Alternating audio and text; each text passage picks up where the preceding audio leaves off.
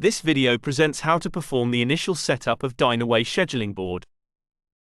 The initial setup will be automatically run after installation, but if you decide not to do it right after the installation, you can run it from the Extension Management, Assisted Setup or Dynaway Assisted Setup. Select 3 dots on the Dynaway Scheduling Board extension line and select Setup. If you haven't completed the Dynaway EAM setup before installing Scheduling Board, you won't be able to start the Scheduling Board setup. The Dynaway Assisted Setup page, with all initial setups for our extensions, can be opened from the Dynaway EAM License Information page.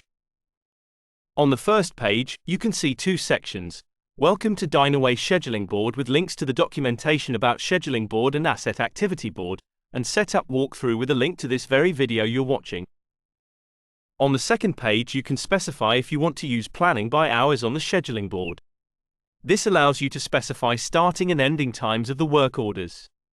This option can be selected only if you're using advanced planning. On the next page, you can set up colors used on Scheduling Board and Asset Activity Board. Most color setups are relevant for both modules. In the table, you can find information if the setup affects both modules or just one of them.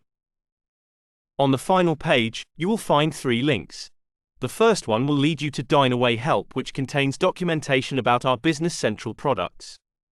The second one will take you to a video library with more in-depth webinars. The last one will take you to our newsletter, so you will stay updated with everything that we are doing. The basic setup of this module is completed. To save this setup, select Finish.